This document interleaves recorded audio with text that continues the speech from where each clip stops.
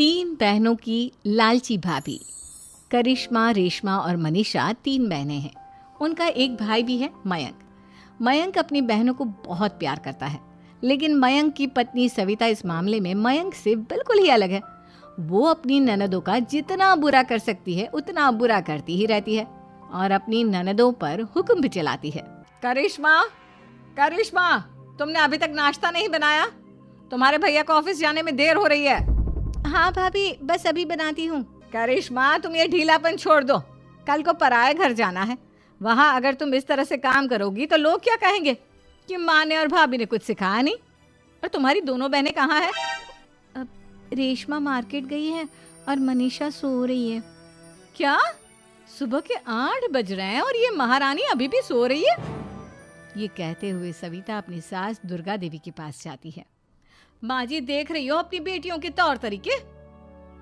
क्या हुआ बहू, सुबह सुबह क्या कर दिया मेरी बेटियों ने?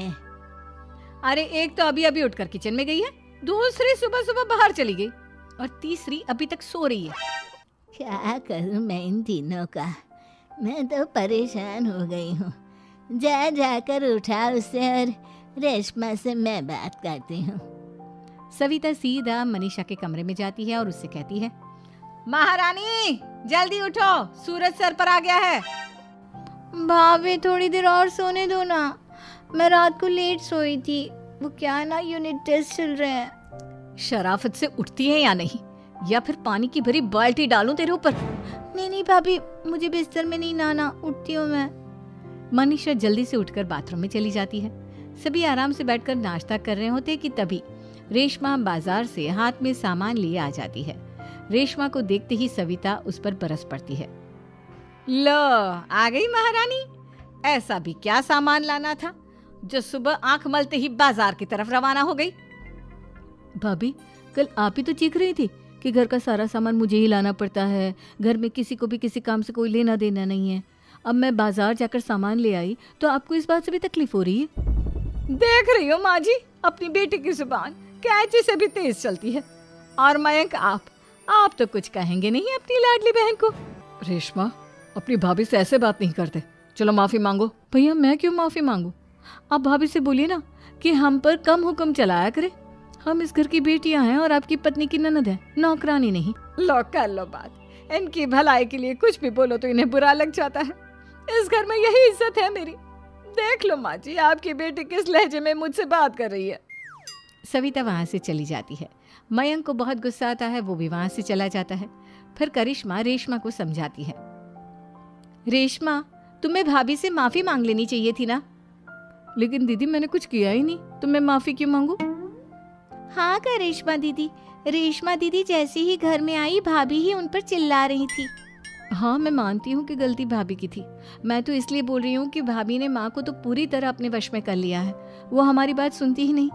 मयंक भैया हमारे लिए हमेशा खड़े रहते हैं, इसलिए उनकी बात का मान तो तुम्हें रखना चाहिए था ना। कोई फायदा नहीं दीदी, कुछ दिनों की बात और है, भाभी उन्हें भी हमारे खिलाफ भड़का देंगी। फिर वो भी माँ की तरह हमारी किसी बात का विश्वास नहीं करेंगे। इसी तरह सविता अपनी तीनों ननदों को किसी न किसी बात पर परेशान करती रहती थी। एक दिन मयंक अपनी तीनों बहनों के लिए गिफ्ट लाया।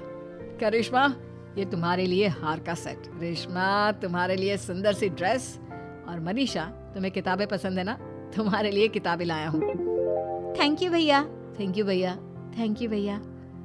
करिश्मा, तुम्हारा नेकलेस कितना सुंदर है। ये भैया कहाँ से ले आए होंगे?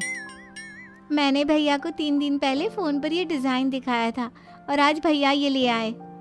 सविता तो अपनी ननदों के गिफ्ट्स देखकर जल गई और करिश्मा का नेकलेस तो उसे भी बहुत पसंद आया था। अपनी बहनों के लिए कितना अच्छा नेकलेस लेकर आए हैं, मुझे कभी कोई गिफ्ट नहीं दिया।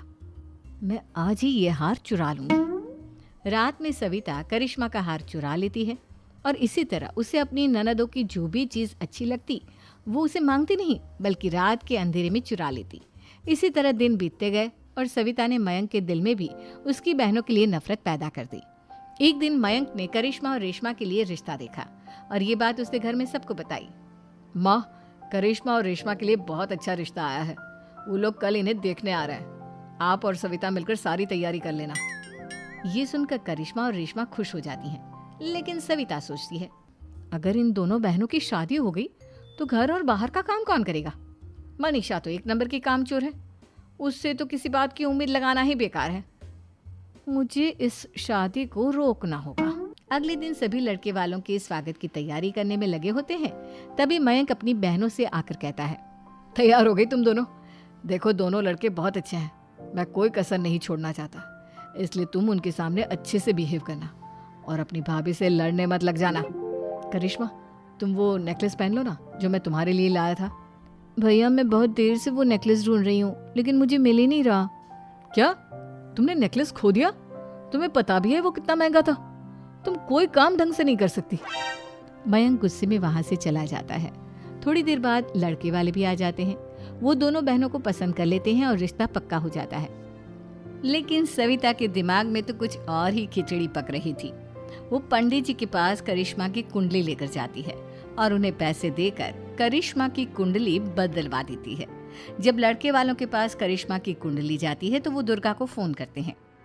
बहन जी, हमने करिश्मा की कुंडली अपने पंडित जी को दिखाई थी। आपकी बेटी की कुंडली नहीं बल्कि दोषों का पिटारा है।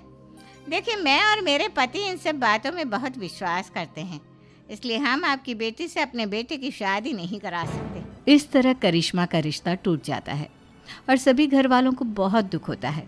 अब कविता सोचती है, चलो करिश्मा का तो रिश्ता टूट गया, अब रेशमा का भी रिश्ता तोड़ना है।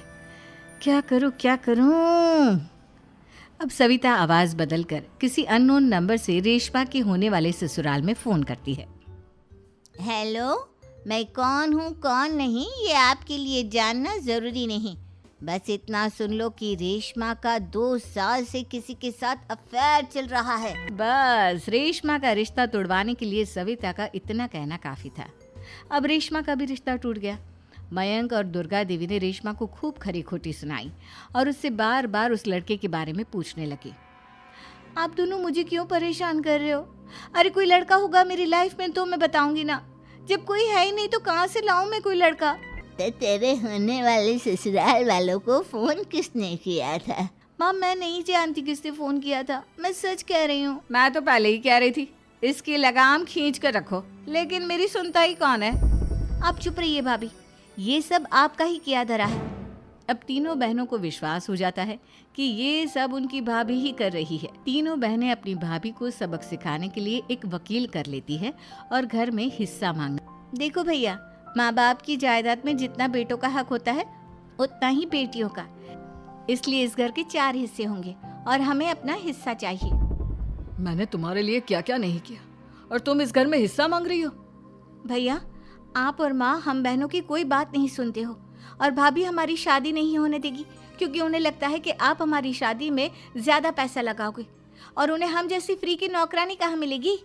तो हम भाभी के साथ तो रह नहीं सकते, हम बहनों को अपना हिस्सा चाहिए। अरे तुम्हें शर्म आनी चाहिए अपने भाभी पर ऐसा इल्जाम लगाते हुए। वो तुम्हारे बारे में कितना सोचती है। हाँ माँ, भाभी हमारे बारे में बहुत सोचती है, दिन रात बस यही सोचती रहती है कि किस तरह से अपनी तीनों ननदों को परेशान करूं और कभी मुझे पढ़ने भी नहीं देती। दोनों बहनों का रिश्ता भी तो इन्होंने ही तोड़वाया है और रात में हमारे कमरे में आकर हमारी चीजें भी चुराती हैं। इसी तरह सविता की तीनों ननदें अपनी बात पर अड़ी रही। अब कोर्ट में तारीख भी शुरू हो गई। जब सविता को लगा कि उसकी तीनों ननद इतनी आसानी से नहीं मानने वाली, तो उसने अपने पति और सास को सारी सच्चाई बता दी और अपनी तीनों ननद से माफी मांगी। मयंक और दुर्गा को भी अपनी गलती का एहसास हो गया। अब सविता खुद करिश्मा और रेशमा के लिए अच्छा रिश्ता ढूंढती है और उनकी शादी करवाती है।